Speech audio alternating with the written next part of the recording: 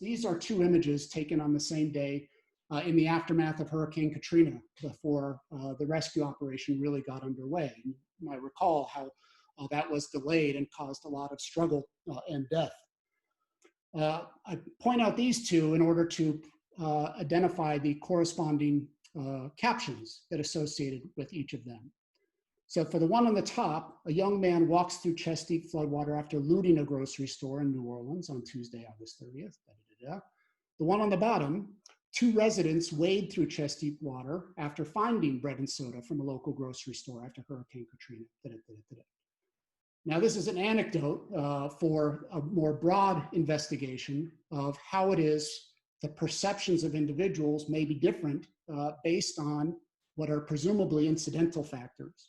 So what the person is doing, even though ostensibly they're doing the same thing, might be interpreted differently based, for example, on the race of the person being perceived.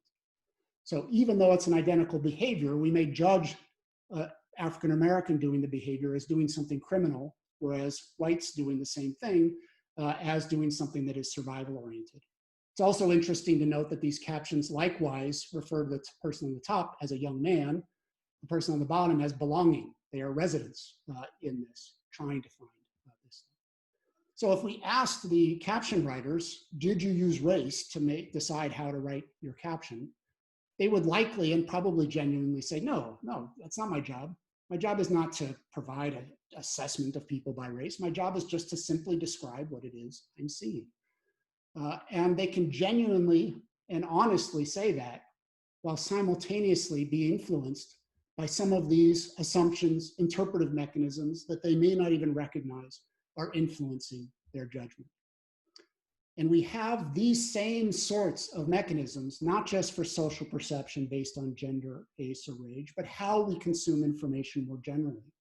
So we and many others have done research about how our social judgment, how our decision-making is influenced by ostensibly irrelevant features.